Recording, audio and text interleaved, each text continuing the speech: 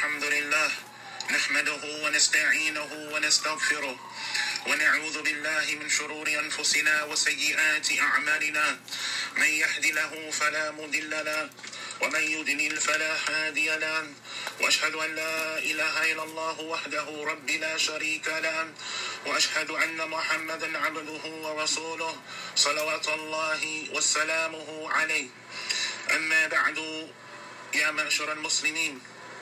As we come to a benefit, بإذن ta'ala, we want to mention a part 2 in regards to following your conscience, following your heart.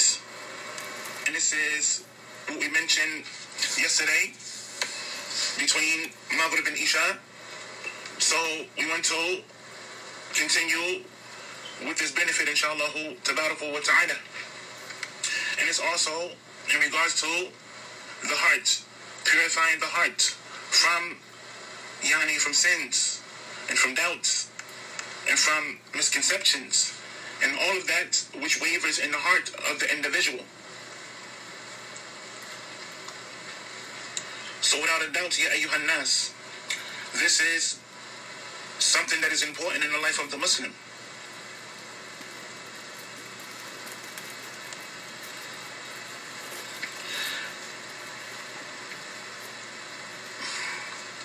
As we mentioned, and this is going to be, inshallah ta'ala, brief, inshallah, bi'ithnillahi ta'ala.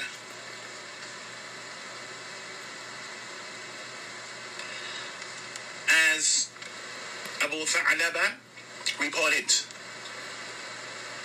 he said, O Messenger of Allah, he mentions, O Messenger of Allah, tell me what is lawful and what is unlawful for me. So the Messenger, sallallahu alayhi wa sallam, he said that serenity, that righteousness is serenity in the soul. Righteousness is serenity in the soul. And it is a peace of mind in the heart. Sin is not comfortable in the soul. Sin, it doesn't sit right in the heart. It doesn't sit right in the soul. It is uncomfortable. It doesn't sit right in the soul. And not satisfying to the heart. Even if, as we mentioned yesterday, or Mada, the previous class, it doesn't sit right in the soul. It doesn't sit right. The heart is not satisfied with sin.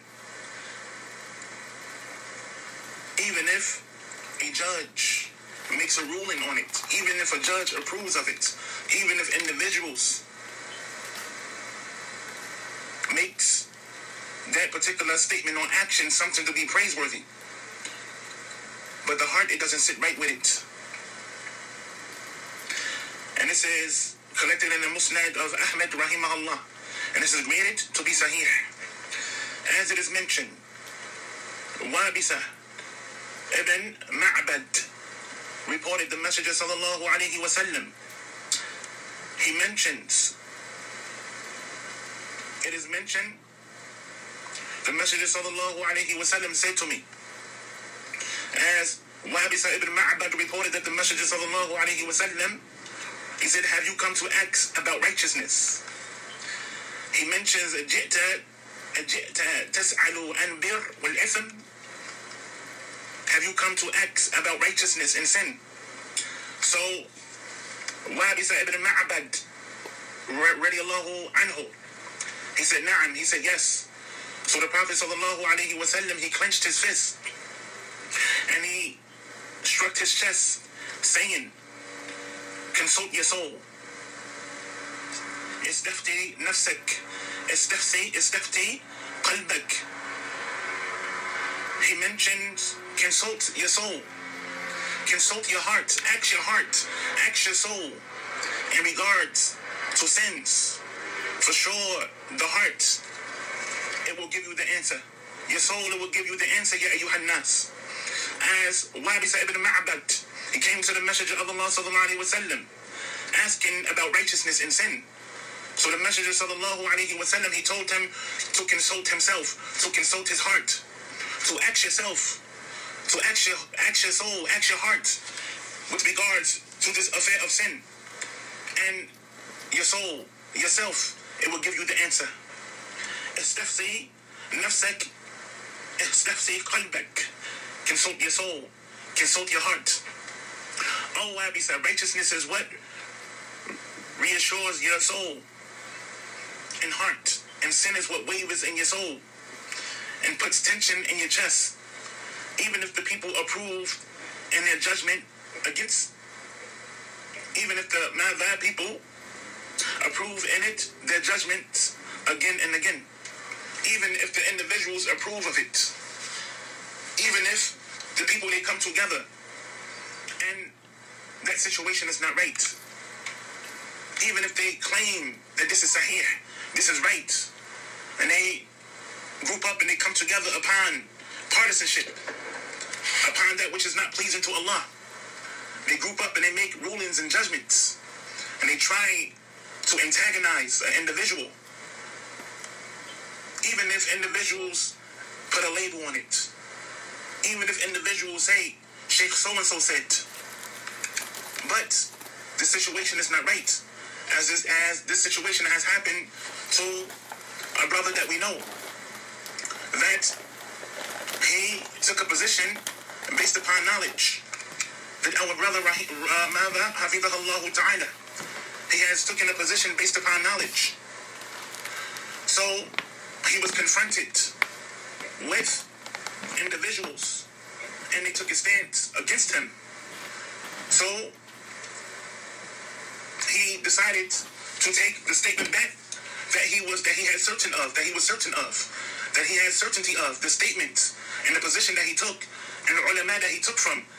And he was mother upon clarity of that which he took from that statement. But since it was a multitude of individuals, he took his statement back.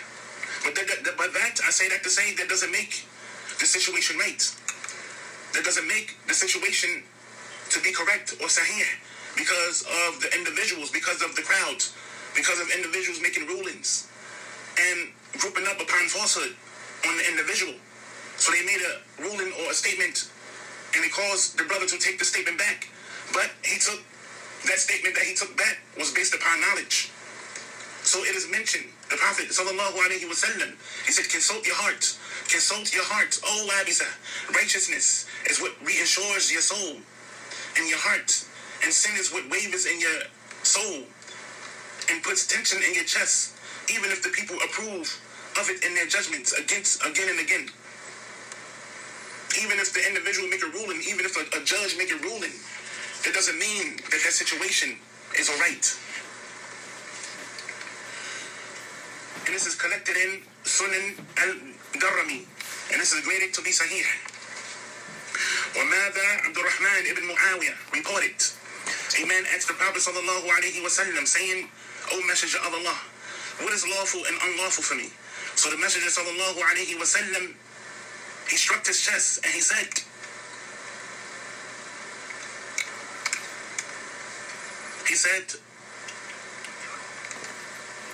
whatever your heart rejects, then abandon it.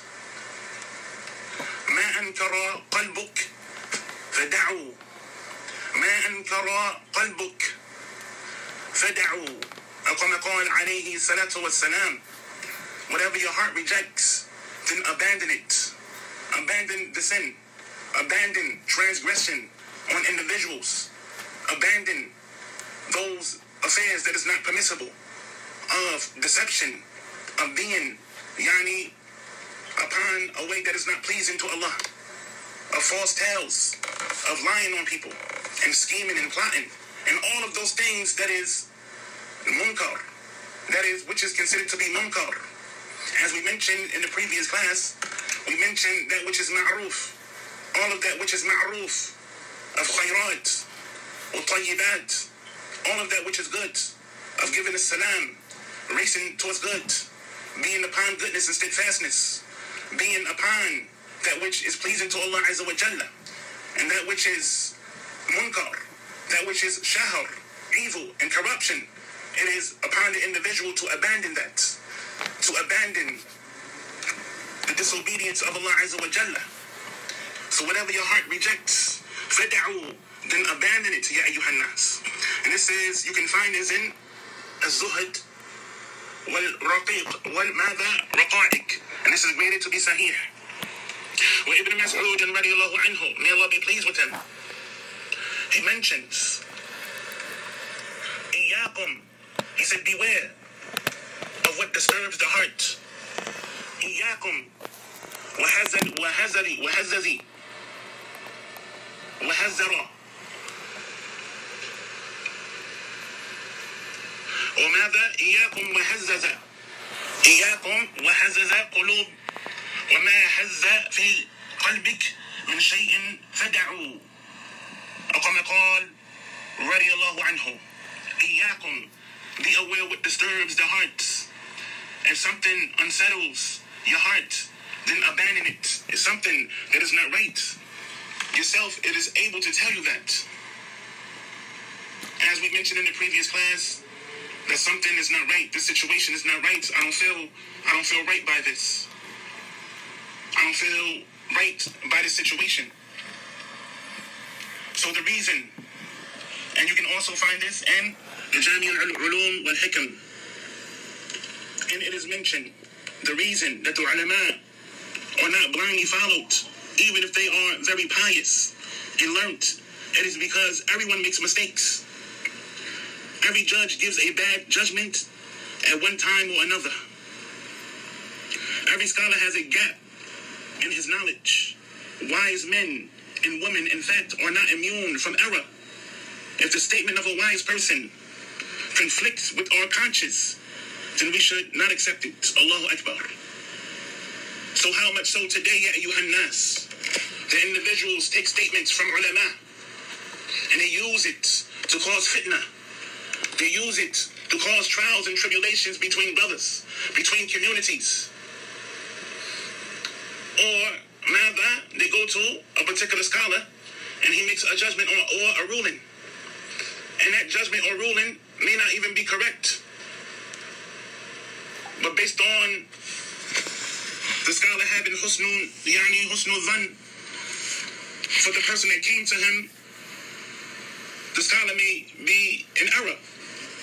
The scholar may be in error. Or let's say the intent of the individual who came to the scholar. The intent of the individual who came to that scholar, to the particular scholar. What statements? And the scholar made the ruling based upon what was presented to him. Does it make it right? Does it make it correct? The scholar made a ruling or he made a mistake, and individuals took those statements, disseminated those statements, or spreaded those statements of that scholar upon the individual. So it is mentioned, every scholar has a gap in his knowledge. Wise men and women, in fact, are not immune from error. If the statement of a wise person conflicts with our conscience, then we should not accept it. If it conflicts with the heart, if it conflicts with the soul, then something is not right. Something is not right. We do not have to accept it. Abu Idris, radiallahu anhu, reported Mu'adh ibn Jabal, radiallahu ta'ala anhu, he said,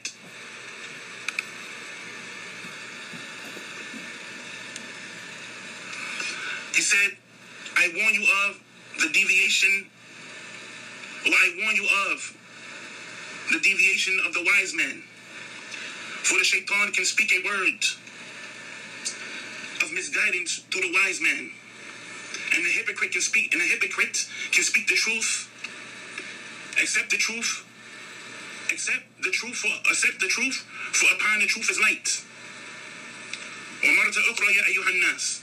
So we want to mention this again. أحاذركم زيغة. It is mentioned, I warn you of the deviation of the wise man.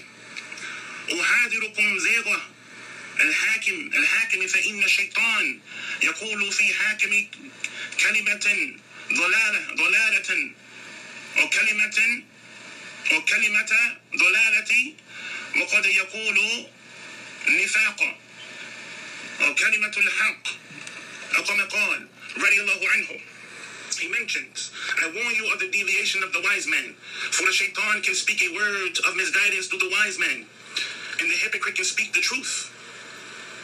Thus, accept the truth, for upon the truth is light. Naam ya ayyuhan nas. So they said, how can we know if the wise man, may Allah have mercy on him, has spoken misguidance? How can we know that the wise man has spoken misguidance? This individual is a learned man. This individual is a scholar. How can we know that he has spoken a word of misguidance? So Mu'adh radiallahu anhu, he said, it is a word you reject from him. And you say, what is this? It is a word that you reject from him. And you said, what is this? And you say, what is this? Yet do not turn away from him, for he may be restricted and return to some of what you recognize. He said, verily, the place of faith indeed is set until the day of resurrection. So whoever seeks them will find them. And you can find this source is in Nava, Hiliyat al-Awrah, or Hiliyat al-Awliya. Naam. So this affair of following the conscious, following your heart, and not following individuals, not following individual statements. If you know this situation not to be something that is good, I don't trust this situation. This don't feel right with me. I am leaving from this particular place because I don't feel right sitting here amongst these people. I'm leaving from around this place. I'm leaving from around these people because I don't feel comfortable. My heart doesn't sit right. Something is not right about them. Your heart translates. It is able to dictate to you that which is taking place. Naam ya ayyuhan nas. So the moral conscience of the believer is very important. Check on the misuse or abuse of the religion, of individuals abusing and using the religion, of individuals making statements on other people, causing other people not to take from them. Or even if a person may make a mistake, a slip of the tongue, and he recants, he retracts his statement, he repents, that's not enough. The individuals don't accept that. So this says, every person has the potential to misunderstand the wisdom of divine revelation, or rather misinterpret the sacred text, or misapply the principles, or, in the worst case, deliberately use the scripture for an evil purpose. They use the deen, they use Islam, they use the sunnah for an evil purpose. The individuals use the ulama for evil purposes.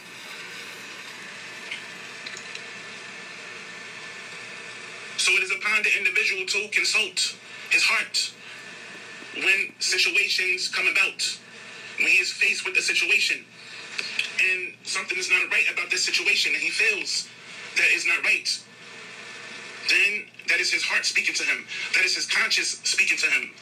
To contemplate for this. So contemplate upon this. For this Allah gave us an innate sense of justice and righteousness to complement our understanding and interpretation of the Quran and the Sunnah. Nevertheless, the human conscience cannot be absolute moral authority for the believer. It has to be aided by knowledge and reason and the wisdom of divine revelation. Every person begins life with a pure conscience for external influences, bad characters, and shaitanic or satanic suggestions, corruption of the heart and minds of people, corrupt hearts and minds of the people. So when the hearts are corrupt and the minds are ignorant, the conscience may become a source of misguidance. It is mentioned that when the person has a corrupt heart or his mind is corrupt, or rather when the hearts are corrupt and the minds are ignorant, the conscience might become a source of misguidance. Iyad ibn Himar reported the Messenger sallallahu alayhi wa sallam. He said, Allah subhanahu wa ta'ala said, I have created all of my servants as true believers. But the devils turn them away from their religion. They make unlawful what is lawful for them. And they command them to associate partners with me, although no authority has been revealed for them. And this is collected in Sahih Muslim. And this is graded to be Sahih. So everyone has a natural sense of shame. That should be a source of moral guidance. But today, individuals have no shame. Individuals speak upon their Muslim brothers and sisters' honor, tarnish their honor, slander them, backbite them, steal from them,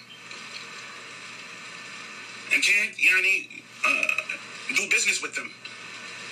And so many things that the Muslim